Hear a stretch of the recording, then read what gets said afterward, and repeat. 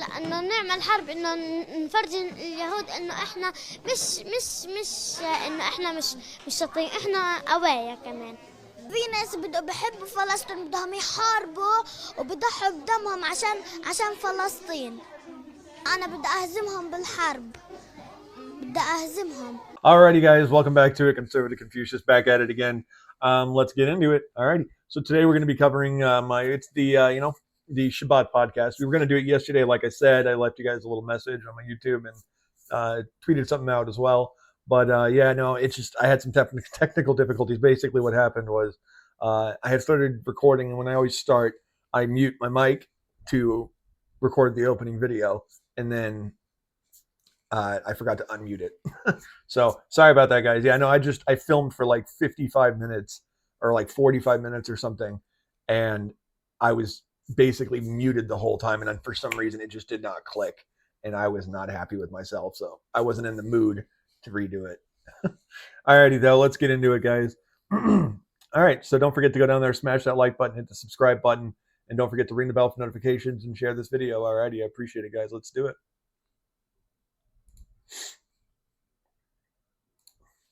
Alrighty, so yeah, we're going to start off with this one. This is Al Jazeera actually did an interview, which proves not only what I have been saying for ever about the fact that the Muslim Jewish population or Muslim Arab population Muslim Arab / Jewish population before the San Remos agreement, before any of that stuff with the UN. And, the idea that there would be a Jewish state and the British would help, before any of that happened, Jews outnumbered Arabs, always. And it didn't happen. It didn't start to actually happen where they're getting outnumbered until around like 1910 to 1920, 1905 to 1915 maybe is a better one to say it. But and it also talks about how they didn't just come from inside that land, just happened to be a little bit more further out, and then just they were people of that land and then came in. No, that's not true. They weren't people who were from that land. The Arabs who came to work due to the economic growth and growing of the region, due to the Jews who had bought the land and settled the land and helped, create an entire country basically in the future. That's what it would turn into. And that economic growth brought in people from all around the world. Or not all around the world, more all around the Middle East, I guess is the best way to say it. Particularly from areas like Armenia, Turkey, Iran, a lot of Persians and Armenians and Turkish people who aren't Arabs even technically. They were coming in and they were moving there for the economic growth, which is why you have today so many blonde-haired, colored-eyed Palestinians. So let's get into it. فلسطين بالكامل العمال اللي كانت تيجي عليها من أقطار الشرق الأوسط فيش بلد ما كان لهاش عمال بيافا من لبنان سوريا. See, from Lebanon, from Syria, from Egypt, from Jordan, from Yemen, Hijaz, Merach, everywhere. So they weren't just coming Merachech. They were coming from everywhere. They were coming from all over the place. Like I said, Merachech, Hijaz, Yemen, Egypt, Jordan, Syria, Lebanon, all of those places. And of course, Turkey, Armenia, Iran, which is Persia, all of these places were giving or sending, or you could say, are just people were immigrating from there to the Levant, to the Holy Land, to be part of this new economic growth, to gain jobs, to gain employment, all this stuff. And until we actually recognize this as a, people and start talking about this, Jewish people forget to talk about this, and it seems like, so many people, like I love Rudy Rockman. I'm sure if you're, a Zionist, you've heard of Rudy Rockman. Great dude, but he forgets to talk about this. He acts like the Palestinians are truly his cousins, like they're truly people who are from the land, all of them, at least the mass majority, not even close to true. I would say that at least 80% of the people who identify as Palestinian have never had a connection to that land other than in the last 100 years. If you go back more than 100 years or more than 130 years, really, there's no connection to this land. They have foreign connections, whether it's, Yemen, whether it's other places. So they don't have an ancestral connection to this land. They're not from the Levant. They are from other countries and then moved in. And unlike the Jews who were forced out of the Levant into the Middle East, North Africa, and Europe, they're going home. Where these people aren't going home, they're leaving home to go to this. And that's the difference.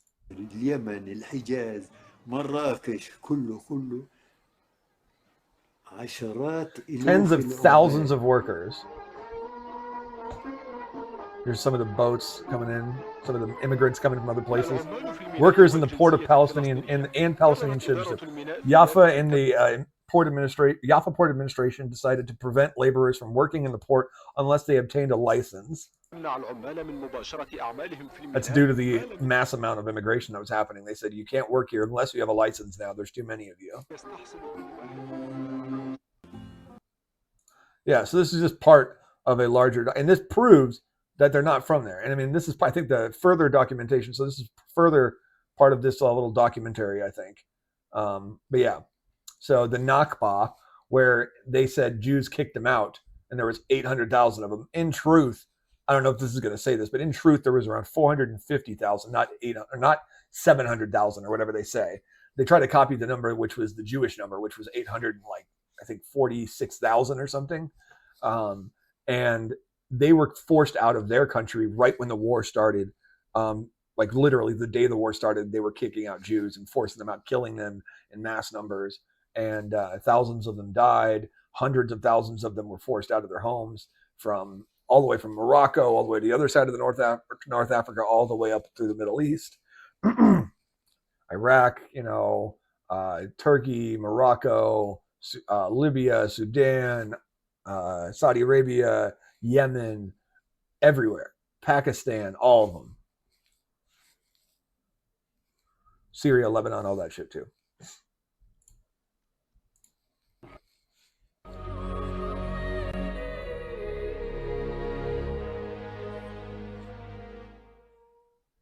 Why I left. كنا عن بير معين كيف طلعت انت Why I left Bir Ma'in, central Israel. Orders of Jordanian army promised we would return in a couple hours, basically. Yeah, they were ordered out by the Arab leaders, not just in Jordan, but in other countries as well as Egypt. They were told that they would leave the land, and then they would, I guess this guy was told in a couple hours, but other people were told that they left the land and they would re-engage them in war, defeat them, and then they would take their land back.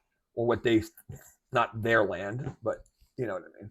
كنا عن بير معين كيف طلعت انت من بير معين خاصة انه انت How did you leave Birman?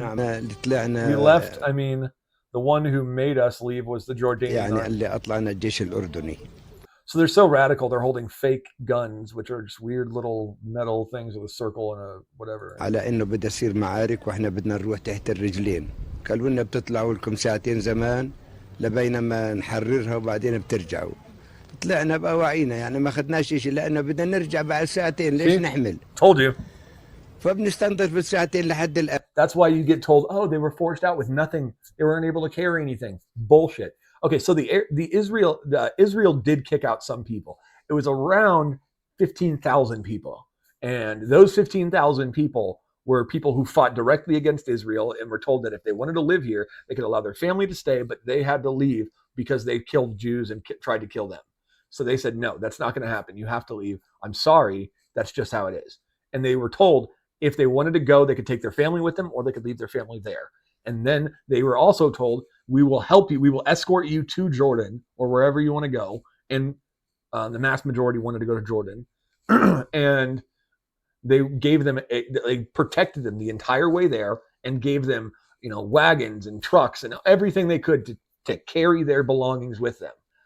So again, it was the Jordanians and the Egyptians and the other Arabs that told them not to carry anything with them, not to take anything. Why I left Inkerem, Jerusalem. Order from Arab regimes: get away for 2 weeks at most. Yeah, I told you. Like they told them. اعتادت إذاعات الأنظمة العربية. Radio stations of the Arab regimes kept repeating to us, القول لنا ابتعدوا عن get away from the front line. إنها مسألة It's a matter of 10 days, at most 2 weeks, 10 أيام أو أسبوعين على الأكثر، وسنعيدكم and we'll bring you back to Jerusalem. إلى عكار. واعتدنا القول And we said to ourselves, that's a very long time. هذه فترة طويلة جدا. ماذا؟ 2 weeks is too much. أسبوعين؟ هذا كثير جدا. هكذا اعتقد. That's why we brought, or no, that's what we thought then, and now 50 years have gone by. والآن طوينا 50 عاما. Why I left Safed, northern Israel, out of fear. The Arab Salvation Army withdrew from the city in 1948, causing the Arab people to begin immigrating. فأدى إلى أن الناس بدأت ترحل. سبب بالذات مثل. This is Mahmoud Abbas, who was mentored by the Grand Mufti of Jerusalem, who we'll get into later. But the Grand Mufti of Jerusalem was allied with Hitler and controlled his own SS battalion in the Balkans and later in the Middle East. And this was his mentee. He taught him everything he knows. So this dude is a literal Nazi. And even he's saying, the Jews didn't kick us out.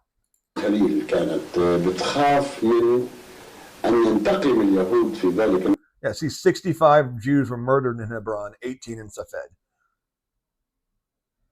من مذبحة 29 فهذا الخوف سيطر على الناس مما أدى إلى أن يخرج الناس بشكل عشوائي. So they were afraid that in 1948 the Jews would get revenge for the Hebron massacre, and they would try to kill them, but they didn't. No one did. No one tried to, send out a mass massacre order across Israel. No. And so what they thought was, hey, we need to leave. They're going to take their revenge on us if we don't. So they left out of fear, like he said. And that's what happened. Why I left Jaffa. ذكرنا الدكتور طلال أبو غزالة بذكريات جميلة. ذكرنا الدكتور طلال أبو غزالة بذكريات جميلة في يافا. كانت الميكروفونات تجوب الشوارع بالسيارات تطالب الناس بالهجرة لسلامة العمليات الحربية. يعني نودي علينا بأصوات عربية لمغادرة المنازل لأننا نحن الفلسطينيين المقاتلون نريد أن نقوم بعمليات حربية ولا نريدكم أن. So instead of living in peace with the Israelis, you could have done that. You could have lived in peace. Instead, you decided to fight them for no reason other than to make another Arab state. Good job. So yeah, we're not going to watch this whole thing. That'll take forever. But yeah, you get my point. This goes on and on and on from multiple different Arabs, from multiple different people. Now let's get into this. So this is some of the crazy stuff that's going on in Iraq and Afghanistan. The Yazidi girls being, captured and sold into sex slavery by ISIS and the Taliban. And the Yazidis are haunted by what happened to them. Yeah, it's really awful what's happened to them. It is happening still. Yet again. So just so if you don't know, the Yazidis, they're very mixed genes, but originally the Yazidis, you can probably see this girl, I can just tell she has a more Arabic nose, but this girl and that girl, they both have more flat button type noses, not Jewish or Semitic noses like this. They have a straight, nose, a lot less off, they're cutting that much off of their nose probably or whatever. And instead of a, hooked nose like this, it's more flat and kind of buttoned at the end, like a little round nose. And that's proof that they're not Arabs. So this is a group of people that is genetically different entirely and ethnically different. And it's a completely separate ethnic group from Arabs. So they're an indigenous people to this land, like the Persians, like the Armenians, like the Kurds. And they've been completely exploited and oppressed by the local Arab populations in the lands they live. Destroy them as a people. Scattered across northern Iraq, they speak of mass killings and forced conversions. Perhaps most traumatic is the fate of their women smaller and noses. Girls. Some 3,500 are still missing. A few escaped here. The day the so-called Islamic State arrived is remembered by 18-year-old Hanan.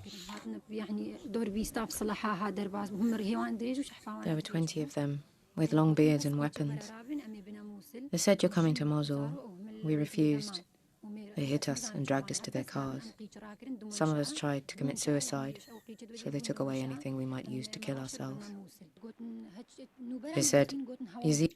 Look at this guy, trying not to break, trying to be a tough young man.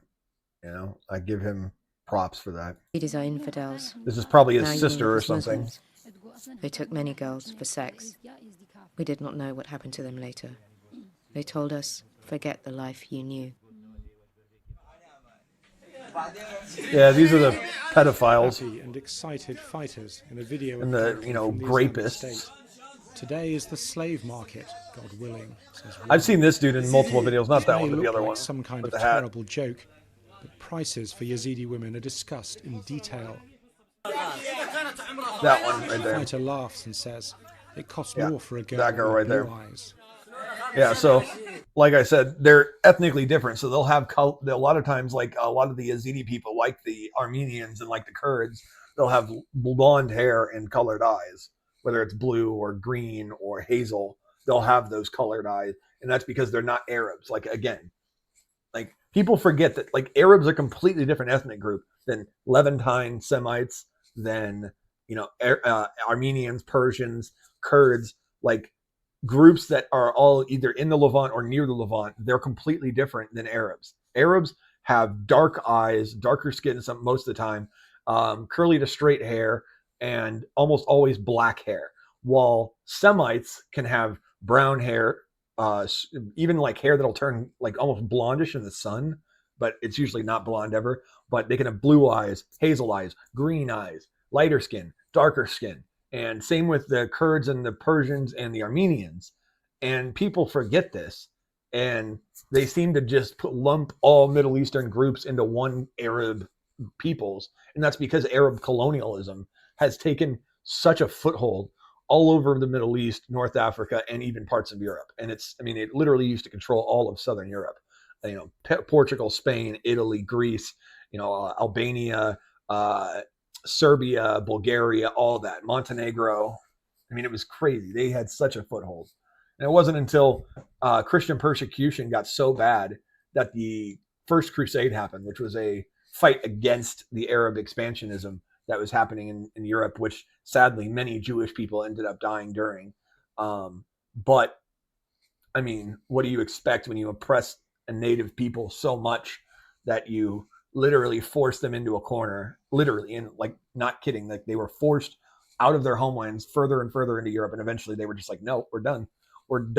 And peoples from every walk of life, every religious, every Christian demographic came together and fought back the Islamists and the Arabic Arabization of Europe. And whether or not you agree with everything in the Crusades were a noble fight. Yes, there were things that were done during them that were horrific and disgusting and should never be, done again. But just like we look at history in America as great history, even though there has been awful things, we have to look at the rest of the history like that. And I feel like a lot of Jewish people refuse to look at the good parts of history that have happened in Europe with the Christians. And they say, oh no, Jews were killed, this happened, the blood libels. And yes, that's all awful, horrific stuff that is completely condemned by every Christian, and at least every real Christian and every real Messianic Jew and every Jew that lives there and everybody, except for maybe the Muslims. And we have to look at that history the same way we do Israel's history, the same way we do US's history, the same way we do Britain's history, the same way we do every other country's history. And if we don't do that, then we're disingenuous. We're being intellectually dishonest. And we have to look at the Crusades for what they are. Just, not all of them, but the First Crusade, the third or Second Crusade, the third one, yeah, the fourth one, not so much. And the last one definitely was good. And so they were all fought for a reason, to fight back Islamic extremism, the destruction of holy sites, which the later Islamic caliphates were really doing. They used to preserve them, and then they started like destroying everything because of hatred of Judaism and Christianity. And that's around the time that was happening was due to the hadiths coming into existence. And once the hadiths came into existence, this is when the idea of Jews and Christians being the worst of creatures and having to kill them, that's when that came about. Hama was sold to be a servant. They put us up for sale. Many groups of fighters came to buy. Whatever we did, crying, begging, made no difference. An Islamic State sheikh took the money. It wasn't much. $12 US and said, Wow. "This is your price." Wow. $12 for whatever she was. I think a slave, not a sex slave though. That's crazy. I've heard that the average price for a young girl is like $200 to $300 US, and for like a really I guess what they consider beautiful little girl, which is horrific to say, they charge, I think it's like $600 to $700, and it's insane. I saw this documentary, this little mini documentary or news clip. It was so awful, like literally I can't even show it on here, just like the way they were talking about things. And I remember one of the girls had broken her arm playing at the house where she was living, where after she had been bought, which they took her there and they just basically wait until she gets of age, and then once she I think they marry her when she's 9 or 10, and then they consummate the year after, or like within the same 6 months or whatever, 6 months of the marriage. I'm not 100% sure.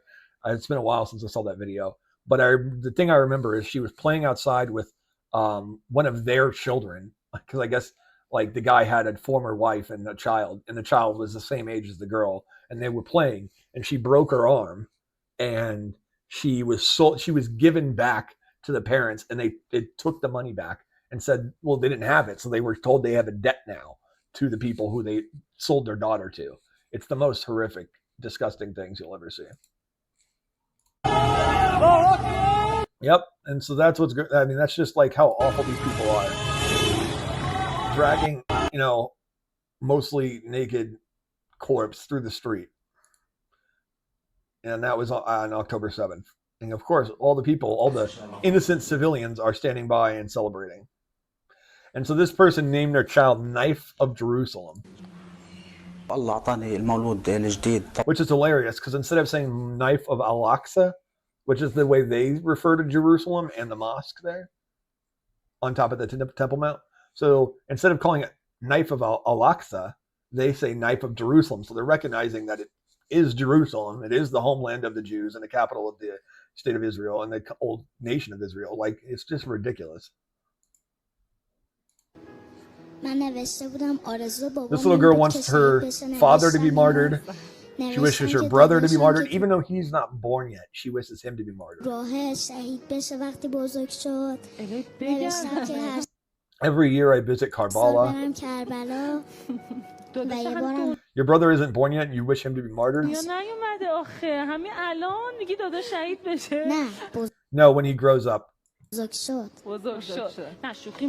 I was just kidding. Great job raising her, because it isn't easy. Great job. So you want your father to be martyred? Father and brother to be martyred? Yes.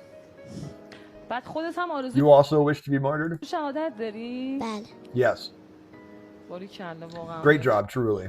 Disgusting. That's what they think. Great job mothering these children who want to be terrorists. Who literally wish for death. That's what they think is a good thing. This is a terrorist who, I think this is the one who blew up the Sbarros and killed like 126 people or something. Do you know how many children you killed in the restaurant? 3 children, she thinks.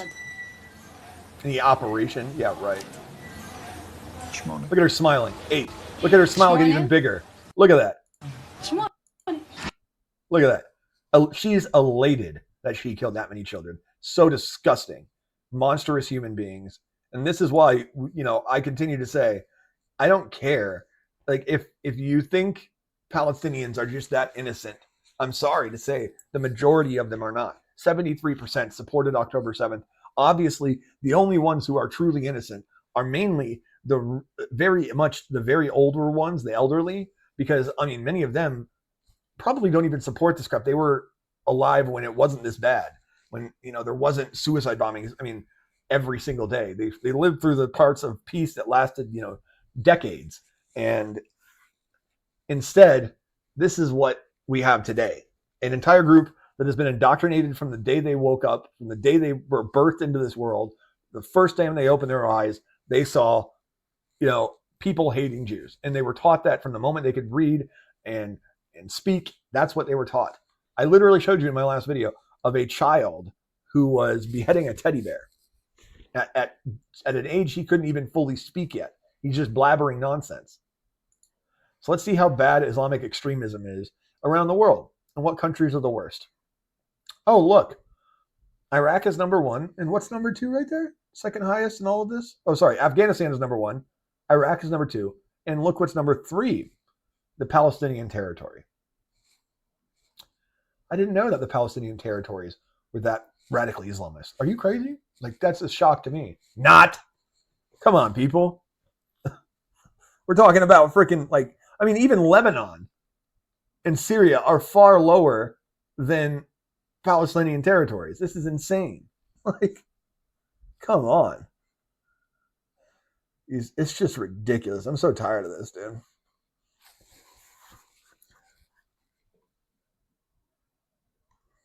It's pretty crazy how bad it is in Africa. Africa is just crazy.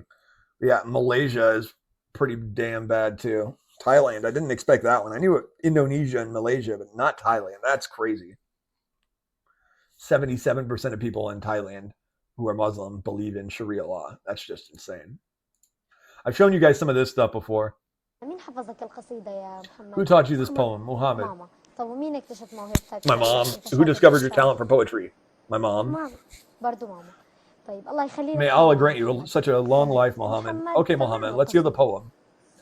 And so you're going to tell me this woman is native to the land because she's, they say, oh, look at these dark-skinned people. They're the ones who belong there. And that's your logic. I'm not saying that's a good logic. It's a horrible logic. Stupid logic. But according to your logic, this girl is whiter than anyone I've seen. She is literally as white as this cream-colored thing she's wearing. Whiter than that. She is pale as hell. And you're going to tell me that she's native to the land when you can't sit there and say, oh, look at these Jews who are much darker than her and just happen to have slightly lighter colored hair. They're not native to the land. Who have more Semitic features than her. They're not native to the land. But this girl is. Go screw yourself. طيب محمد سمعنا القصيدة. يا قدس أفتيكي. O Jerusalem, I shall redeem you with my soul and blood. I shall liberate you from the Jews by means of the Al-Qassam brigades, of course, which is the Hamas. I bring glad tidings to our prisoners. Salvation is near. Yeah. I guarantee you he didn't write that. This is propaganda.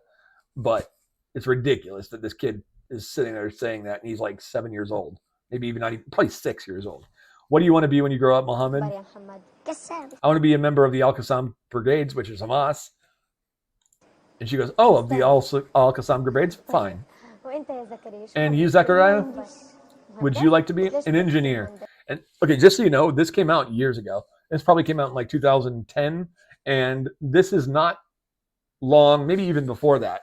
And these kids are probably now terrorists right now, number one. Number two, the reason they're saying engineer is because they're inspired by a man who went by the name The Engineer. There's a movie which I want you guys to look into. You can find it on Amazon Prime, I think for free. It is amazing. It's called The Engineer. It's with Emil Hirsch, from Alpha Dog and whatever else Emil Hirsch is in. Great movie. One of his best jobs or acting jobs. And just a great movie. It's about the bomb maker who was making bombs for a bunch of suicide bombers, and he would tell them where to go bomb. So he's basically like the dude who was planning and setting up and creating all the bombs for all these situations.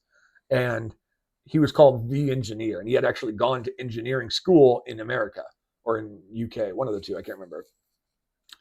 And Emil Hirsch is a ex-Mossad agent who's coming back just to help this case, along with the special forces and the IDF, and they're working to find this man, the engineer, and stop him before he commits more suicide bombings, or he creates more bombs for people who commit suicide bombings. And it's a great, great, great movie. And it came out like not long before the October 7th attack, like literally like a week or two beforehand. Another movie that came out right before then, and they both came out around then because they were trying to come out right around the 50th anniversary of the Yom Kippur War, which was the day October 7th happened. Their movie Golda came out like literally like the day of or the couple days before. You should look it up. Golda. It's about Golda Meir, the former. Sorry, my mustache keeps getting in my mouth. Ugh, gross. I got to trim it. Got to trim it. I'm trying to get it. Ugh. Still a couple hairs. There you go. Sorry, guys. So yeah, Golda Meir with it's Helen, or sorry, Golda. Yeah, Helen Mirren plays her. Sorry, I was confused for a second. The names are so similar in the last names. Helen Mirren, Golda Meir. Yeah, she plays a fantastic job. She disappears into the character. I mean, she looks so much like Golda. It's insane.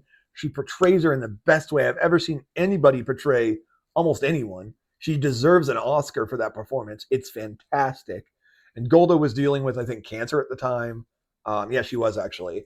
And of course, Ben Gurion and a couple other people, she was like, they were underneath her. And that was Ben Gurion was the future prime minister. And this was during the Yom Kippur War. This is what this movie is about. And it's fantastic. And it shows you how hard the Israelis fought and how hard they fought to not be the ones who attacked first, even though they had the knowledge that they were going to get attacked. They could have preemptively striked and stopped the war. But because they knew the world was watching, they knew that if they attacked first, they would be condemned. So what do? They let them attack first, and hundreds of thousands of people died. And it was horrific. I mean, they almost lost.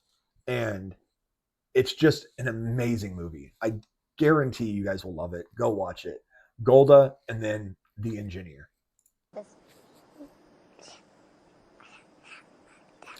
So that I can blow it. He wants to join the Al-Qassam Brigades. See here. Why do you want to join the Al-Qassam Brigades? Why do you want to become an engineer? Sorry. Just like the bomber I told you about. So I can blow up the Jews. You want to blow up Jews? No, we want to blow up the Zionists. Obviously, Jews. You mean the occupation? So yes, that's why you want to become an engineer? Wissam, what would you like to say to these children? He's a child. Keep waging jihad. Allah willing, you will grow up. When you grow up, you will wage resistance against the Jews and the occupation. Bomb the occupation, and the Al-Aqsa Mosque will be liberated, Allah willing. See, that kid was probably 12 years old, maybe 14, and he's already saying he's waging jihad with the terrorists. He's part of the jihad. Like, that's my point. When they say, oh, they killed a child, and they show you a picture of a 12, 14, 15-year-old kid, that kid had a gun on him. I guarantee it. They remove the guns and then take pictures. People need to wake the hell up. Another mother saying she wants her child to be waging jihad for the sake of Allah. It's mostly our desire. Is this not jihad? Is this not martyrdom? Death is inevitable, so why not die as martyrs? I salute every mother of a martyr who has urged her children to wage jihad. So she has urged her children to die. Like, that's disgusting. I'm going to try to get through this a little bit quicker. Yeah. So mother of a terrorist who stabbed a 13-year-old girl multiple times, murdering her in her bed. My son is a hero. He made me proud.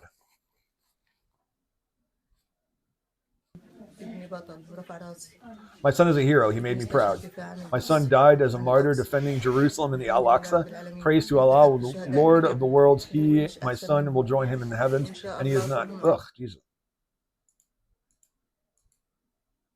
and he is not better than them. Yeah, better than them. Yeah, sorry. Allah willing, and Allah will follow in his path. All of the youth of Palestine, Allah be praised. Yeah, this is the kind of people they are. I showed you this one in the beginning. Yeah, I want to fight against the Jews in the war and defeat them. At school, they teach us that Al-Aqsa is, and all of Palestine, which is Israel, is theirs. Jews lie and say their temple is under the mosque. Hold on. There we go. Oop.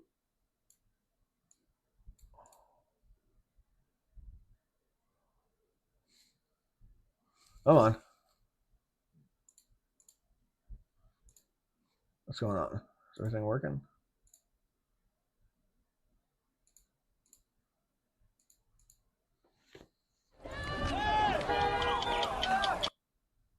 What's going on? Sorry, guys. Hope my internet's not messing up. All right, let's go into this one because that one's working. This is Pallywood from according to Palestinian sources.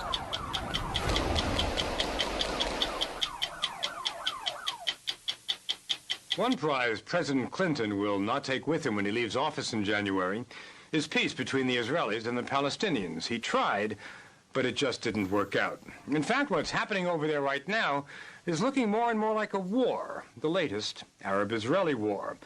The fiercest battles in the Middle East were waged right here at the crossroad, at that army post which is there to protect the settlement, which is the focal point of Palestinian rage. In this one tiny area, which Palestinians now call the Martyrs' Junction, more than 30 were killed and hundreds were wounded. Millions of viewers watch this in-depth news report. Yep. Scenes look, like fake these propaganda of action sling and in a Palestinian flag right all in the over camera. the world. Flashed on the screen in dramatic sight bites, presented in a larger storyline, they're a major source of information about the enduring Arab-Israeli conflict. And yet, something is amiss, something that escapes the attention of news editors and viewers alike. Let's examine these images in their original context, the raw footage from which reporters and news editors piece together their stories. Most of the scenes you're about to see were filmed by Palestinian cameramen working independently, employed and equipped by Western news agencies at Netzarim Junction in the Gaza Strip on September 30th, 2000. The Israeli police station is here. The Palestinian here. Next to the Israeli position, there's a factory, twice as tall as the Israeli post. Behind are two residential towers So this known is as the important. Twins. Make sure you guys get this. Palestinian and Israeli policemen had been doing joint patrols as stipulated in the Oslo Accords. Had been. On this day, angry crowds with stones and Molotov cocktails gathered at the junction, attacked the Israeli outpost, and were joined by Palestinian police you hear that? Firing their guns. So Palestinian police and citizens attacked Israel and the police station they have for no reason. For no reason. Make sure you guys remember this crap. They start everything. This scene, apparently of a Palestinian man shot by Israelis Okay, and look. evacuated in... All right, so look, he was shot where? Pay attention. And were joined by Palestinian police firing their guns. Look, right here. Right. This scene, apparently of a Palestinian... No gunshot. You heard no gunshot. And then look where he grabs his leg. Man. Says he's been shot right there. Right there. See, he's grabbing his...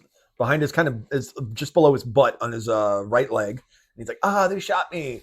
And... wait for it. And shot by Israelis and evacuated in... Somehow he rolls over to the other side like he never got hurt there. And then look, they lay him down on the side he just got supposedly shot in, and there was no blood. Working for French public television. No blood. 2. No blood on his hands, no blood anywhere. The man falls to the ground clutching his right leg. The ambulance pulls up in seconds.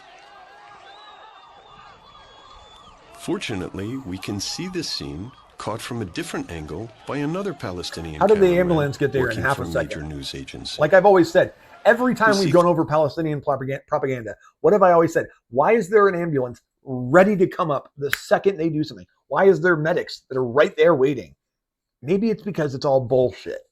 Like, 3 men, apparently under fire, dragged the wounded man according to that, across there was supposedly bullets coming here, but multiple men were willing to go in front of it and stand there and get this man, even though there was supposedly a guy who just got shot there and bullets coming coming from that way. Pavement toward the back of the ambulance. But if they were under fire, why did the ambulance stop so far short of the man, forcing the others to drag him back, rather than move forward and protect him from the fire? And if he were injured, is this a way to evacuate an injured man? Nope. But wait. He was supposedly hit Shot on the in the right right side leg. of the right leg, presumably by a bullet. Just below his butt. And yet, above his knee. As they load him on the stretcher, we Look, see no blood. trace of blood. No blood, on like that I said, side of his right not even leg. a bit. And then the medics load him on On the his right supposedly side. injured leg, without sign of protest from the casualty Yep. himself. Could this scene have been staged? Yeah. Could the immediate appearance of the ambulance have come on cue? Literally 1 second. It was like shot on the ground, 1 This second, case boom, is ambulance not next clear. second. It could be real. It could be staged. No, it's staged, 100%. The media, however, assumed it was real. 'Cause they're and made it dumbasses. news. Possibly the day after. Let's talk about this one. A Palestinian gunman fires into a hole in the wall. It looks like a tense moment of house-to-house fighting. It's not. We would assume he's fighting firing it. He's, at the he's Israelis. shooting at a room full of He nothing. is firing in their direction, but he can't be firing at them. Here he is, on the far side of the factory building, There they are. completely out of range of the Israeli position. Are Israeli soldiers inside the factory? Nope. All witnesses concur. They never left their fortified They position. were inside the factory. The people themselves. The people. See, look. Earlier footage gives us a look inside the hole in the wall. The street fighter is conversing with his comrade. This is from the 90s, guys. So this has been going on. This is a pattern for them. Remember this. When anybody says anything about Pallywood, oh, that's not true. Look at how, that has to be real. Show them this video. Okay? This is from Islam Watch on Twitter. Almost all of this stuff is from Islam Watch on Twitter. Make sure you go check him out. He's a great channel. Please do so. Then show them this video. Okay? If you need to search it on his page, you can search, type in this. Pallywood, according to Palestinian sources, parentheses 2005. That's it. Search that on his channel. Show them this video. And I guarantee you, if they are intellectually honest, they will understand how wrong they have been. If they are intellectually dishonest, like 99% of them, they will just either call you names or not answer you. Comrades, inside the room, he will soon be spraying with gunfire. A large crowd, mostly civilians, and a few men in military So garb. why isn't it that the mills guys around- in military uniforms are the ones who are firing the guns? Oh, wait, they want it to look like civilians are being rising up against the occupier and fighting back instead of the military members. Oh, wait, all of them are military members. They're all members of Hamas. Around as Palestinian soldiers climb in and out of the hole in the wall. Note the civilians giving orders to a military man. See? Does this look like He's a a war leader zone? of the Hamas. Like he's Orders a come brigade to leader clear of the the area. Al-Qassam brigade. Military men line up as if they're taking cover. Yep. But from what? And why is Not this guy Israeli leading the bullets. pack? Why is a civilian And in a now, polo the shirt street fighter runs up to the hole in the wall and fires at nothing? into the empty room. The raw footage clearly indicates a staged scene. A sight bite became news. Consider a third scene. By the way, this one right here, I have shown you not this one, but this exact same thing happening dozens upon dozens upon dozens of times. When in one of my other videos and on my Twitter, on my other videos, I showed you guys a video of a man falling off in the Pallywood one, falling off of a can't remember the damn names of the things, the little carry things, whatever they're freaking called. You know what I'm talking about. I'm having a brain fart. The things you carry someone on. Yeah, so they're carrying him on that, and he falls off. He's supposed to be dead, by the way, or severely injured to the point where he's almost dead. He falls off, and instead of this injured man who's almost dead or is dead falling off and then just laying there. He gets up and walks away, and they walk back and keep walking. And another one, the guy falls off. He's supposed to be dead. They get down, they put him back on, and then they go and keep walking, and then he almost falls off again, and he catches himself. Similar thing happens here. This funeral procession was filmed by an Israeli reconnaissance drone in the aftermath of a military operation in Jenin in April 2002. Palestinian sources claim that the Israelis had massacred hundreds of civilians and that they had to bury their dead. In this particular case, the men accidentally tipped the funeral bier, dropping the corpse. Whoopsie daisy. When they regroup, the corpse climbs back on the bier. There he is, getting back on right there.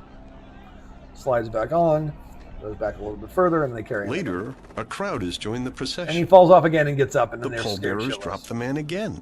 He catches himself, though. The crowd scatters, Oh my God, he's perhaps alive! at seeing the dead man still with life. But the pallbearers regroup, the corpse climbs forthrightly on the bier. And gets back on. You see what I'm talking about now? And once again, they anybody who doubted me, like doubted like Pallywood and fake shit going on, and maybe you were sympathetic for the cause of the Palestinians, do you now get what I'm talking about? To Pallywood. And sometimes large audiences. Pallywood operates according to a few basic sequences. One person fake guy. fakes or exaggerates. This is the biggest one. So this is the most common way that they will fake propaganda, where they fake getting shot, then someone comes in, carries a whole bunch of people, come in and surround them, and then carry them off. An injury and attracts a crowd, drawn from the ready and willing onlookers, eager to gather. And then somehow a ambulance pulls up out of nowhere. See another fake shooting. They surround him. Even though there's no Israeli soldiers anywhere near here, or whistles, light a couple. Appears. What they do is they light a couple tires on fire for black smoke, and then for light smoke they'll use smoke bombs or light piles of like kindling on fire, like light, light airy kind of stuff, that's not heavy like wood. Or sometimes they'll do very light wood like cedar or light 2x4s, and they'll light all that crap on fire, and they use that to make like smoky areas that look like they've been bombed. As if on cue. Yeah, of course it does. Frantic men grab the casualty, another one, sometimes causing further injury, and load him into the ambulance. Even though there's no injury or blood anywhere. Pallywood are casualties that look more like football players acting for the referee than real injuries. Ever-ready ambulances and rough evacuations that would cripple or kill no bleeding a truly again. Wounded victim. Why so rough? You were shot Those here. Evacuating the wounded seem to be in a panic. But why? Presumably they're under Israeli fire. They certainly act as if they are. But if that were the case, wouldn't they carry the injured away from the Israeli post? Here a group of youths runs with an apparently injured boy away from the Israelis. But when they get to the other side of the highway, an adult grabs the boy from the youths and runs him back to an ambulance waiting right in front of the Israeli post. What? Where people stand around, apparently unafraid of Israeli guns. Of course, because look at that. Look at all those people. Another scene. Look at all those people. This young man standing there runs doing across nothing. the road away from the Israelis, carrying what looks like a Molotov cocktail. He hands it off. A red stain on his forehead looks like blood, but his movements betray no sign of injury. Of course He runs into a crowd where he becomes a casualty of war. Note that although he should look like someone with a head injury, we need another ambulance over here. Ambulance. See? As the crowd they have them waiting, guys. Note also the they French are scum of the earth people. This is what they do. Okay? Cameras ready. Look, see, camera ready. Always got the cameras ready. One over here, one over here. But now one over what there. are they doing? This group rushes him back directly in front of the Israeli post. Again. Here people cluster around, backs to the... This is their game. I'm not going to finish this because it's long. Do you understand who these people are now? They are Nazi lovers. See? This is Hitler who burnt the Jews and turned them into soap. 3 weeks ago, we made this flag and brought it here, and we will do so every week. That's who they are. They love Nazis. They They even ran Nazi. This is the Grand Mufti of Jerusalem, al-Husseini. Or sorry, that's not him. That's actually the commander of the Arabic SS division. Yeah, see, 60,000 Muslims fighting with Hitler received a Quran with a swastika printed on it. Wow, I can't believe the freaking Germans are willing to bow and pray like that to show honor to them. That's disgusting.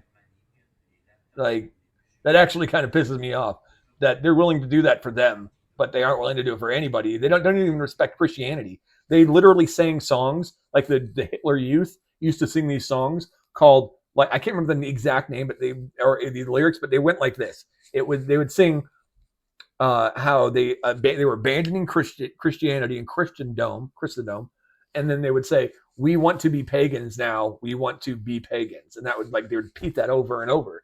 And they don't want Christianity. They hate it. The reason why is because they hate Judeo-Christian values, and they hate it. They thought Christianity was the child of Judaism, and it is, and rightly so. I mean, he thought that rightly so, but he hated it so much for that fact, and hated it so much that he was not willing to allow his youth practitioners, Hitler Youth people, to actually practice the faith of Christianity.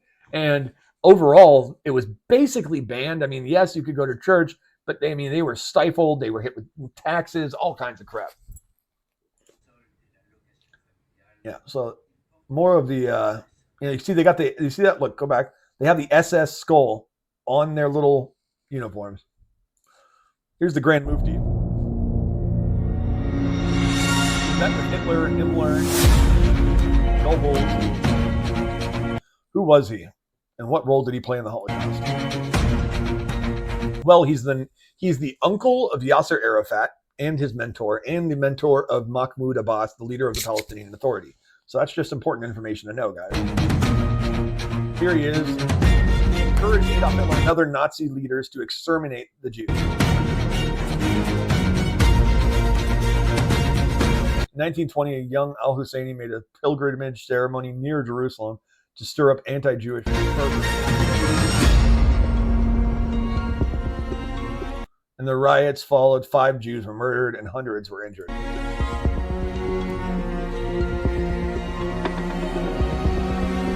In 1921, al-Husseini became the Grand Mufti of Jerusalem and rallied followers around a popular cause, hatred of Jews.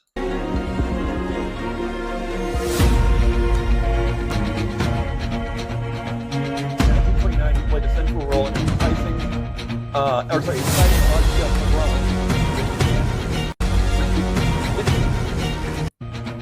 which began in Jerusalem and spread out through the country. He was falsely accused, which now, because of enough lies about people saying we were going to do that, we're definitely going to do that. Within days, 133 Jews were butchered, 339 were injured. I think that's the Hebron massacre. After being caught of planning a revolt against British rule, the Mufti fled to Lebanon. Later, he fled to Germany. Yep, in 1941, Adolf Hitler invited him to Berlin. Hitler gave him a staff of 60 people to run an Arabic radio station that would broadcast anti-Semitic propaganda throughout the Middle East.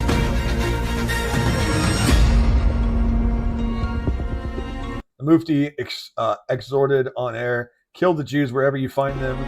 This finds grace in the eyes of God, history, and religion."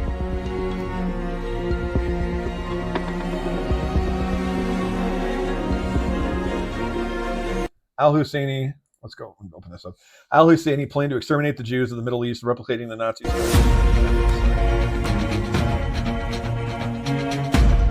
Actually, he had signed an agreement with Hitler when he went and met him at that little meeting where you saw them sitting in chairs and like across from each other. They had signed an agreement where Hitler had agreed to come to the Middle East and exterminate the Jews in their homeland and throughout the Middle East after he had finished exterminating the Jews in Europe. He envisioned a huge crematory for the Jews located in Doton Valley near Nablus. At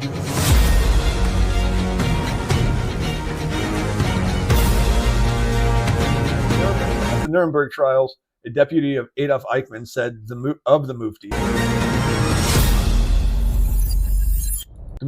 the Mufti was one of the initiators of the systemic extermination of European Jews.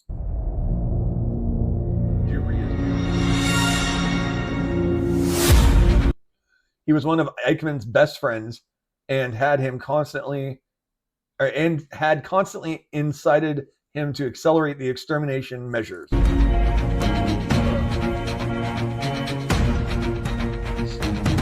Nazi Germany's defeat put an end to the Mufti's plans. Actually, afterwards, he fled to Egypt.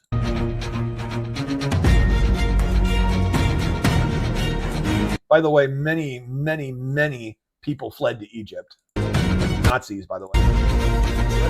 But after the war, he escaped, and made his way to Egypt.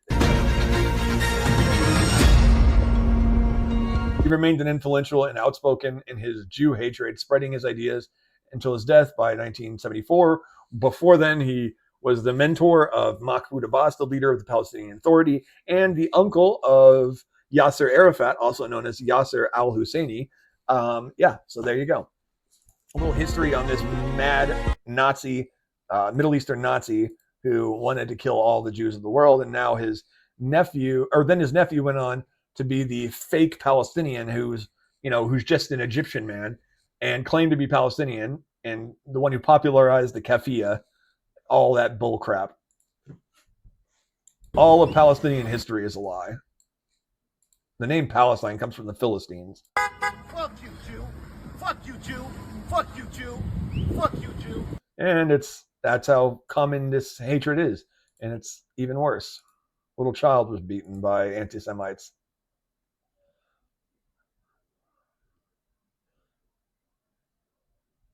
They're spitting on him and bullying him and screaming at him. And then they run after him, throw rocks at him.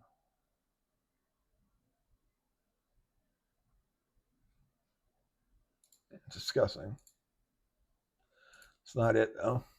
Let's see this one. Here's Memorial Day. Let's celebrate. Do you have respect for our military? Or? Not really. I think the military is horrible. The military, no. Yeah. Nah, not really. There's a lot more talk right now about the martyrs of Hamas. Huge respect for them. Really? Do you have more respect for them than our own military? Yes. Nah, America's mass, honestly. Do you think that on this Memorial Day, we should also be honoring Hamas? Of course. Yeah, definitely. So we should celebrate the Hamas military too? Yeah. The rape that was uncovered on October 7th, they beheaded babies. They GoPro'd a lot of their own murders. No, that's not true. No, I've seen it. Twitter. Yeah, they did. They will post them chopping the heads off. I've seen videos. I didn't know that. Do you think we should be celebrating the martyrs of Palestine? Yes. Hamas. Yes. Show me things that Hamas has said about Jews in their charter. Article 7, the day of judgment will not come until Muslims fight the Jews, killing the Jews. All Jews everywhere must die. Does that change your thoughts a little bit? Oh, no, honestly. Wow. As a Jew, that's upsetting. I can't speak for Hamas. No, what I just showed you, that's Hamas speaking for Hamas. Wasn't it their land first? Nope. I don't know. I don't know the history on it personally. Obviously. I don't want to do this interview anymore. I feel like I've proven my point enough. Well, you just said you didn't know anything. People are celebrating their military and they have no love for our own. That's interesting, I'm not going to lie. So a guy from the Middle East was just like, that's weird. Military has a long history of genocide. What about the Hamas's military? Do you think they're genocidal? I don't know why it matters. Well, that's our show. God bless America and not. Yeah, I'm so tired of these people, guys. I hope you are too. It's insane. I appreciate you guys coming down for this one. That's it for the Shabbat podcast. Alrighty. Don't forget to go down there, smash that like button, hit the subscribe button. Please share this video, and don't forget to subscribe, of course. All right. Don't forget to ring the bell. I think I said that already. I'm tired, guys. Sorry. My dog kept waking me up last night, walking all over me. Alrighty. But yeah, I appreciate you guys coming down. Don't forget to come back for more. Come check out my old ones. Alrighty, guys. You have a good one. Have a good weekend. Have a good Sabbath. You know what's up. Come back for more later.